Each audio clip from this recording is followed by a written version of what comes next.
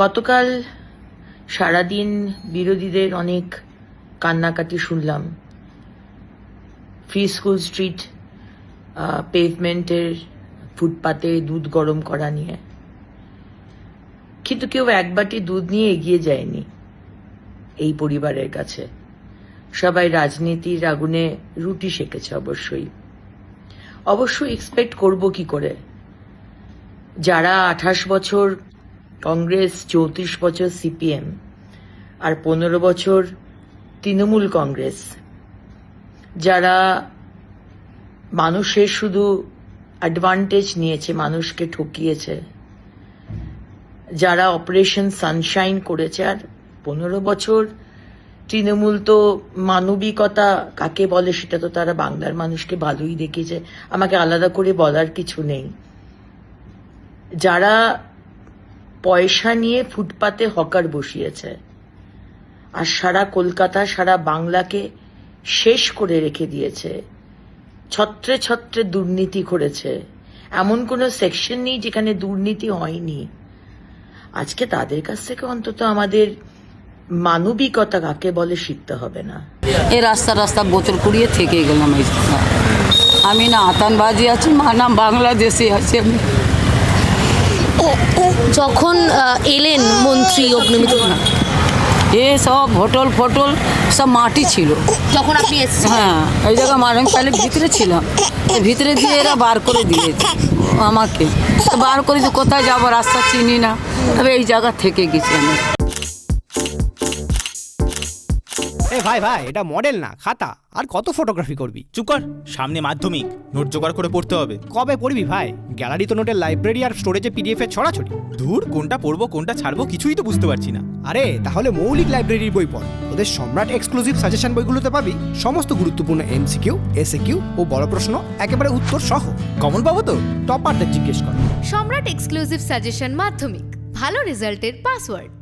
Free school স্ট্রিটের মতো একটা বিজি রাস্তা, সমানে যেখানে গাড়ি যাচ্ছে, দুপুর 2টোর সময় রাস্তার পাশেই খুব উঁচু ফুটপাত নয়, রাস্তার সাথে অলমোস্ট একই লেভেলের একটা ফুটপাত, হয়তো 10 ইঞ্চি উঁচু, একটা 6 মাসের বাচ্চা হামাগুড়ি দিচ্ছে।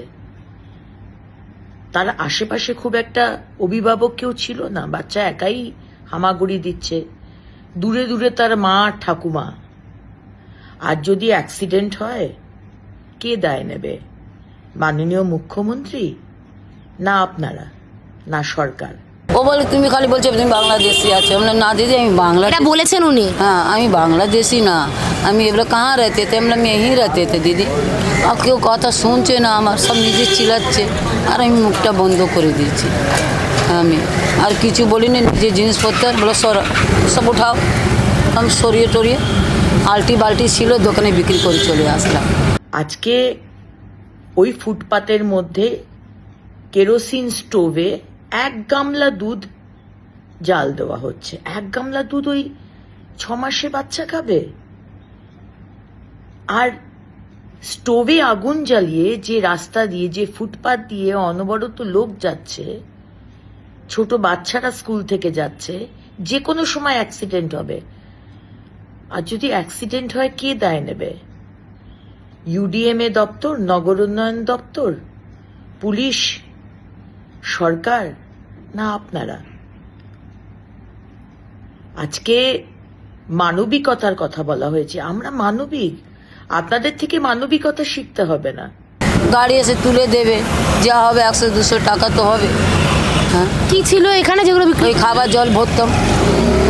এই এখন এলো এই লুকিয়ে ভয় দিয়ে এই জায়গা দেখো 2টো বালতি রেখেছি, ভয় দিই বাস, আর কোথাও কিছু নেই আমার।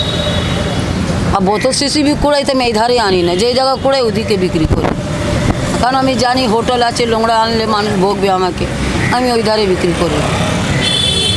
আপনার আধার কার্ড, প্যান কার্ড সব আছে? প্যান কার্ড ছিল আমার, তো লকডাউন মধ্যে আমার রাশন ভোট কার্ড আর কি বলতে আধার কার্ড, প্যান কার্ড আমার চলে গেছে ভেসে মা। হ্যাঁ, আর আমি করতে পারিনি।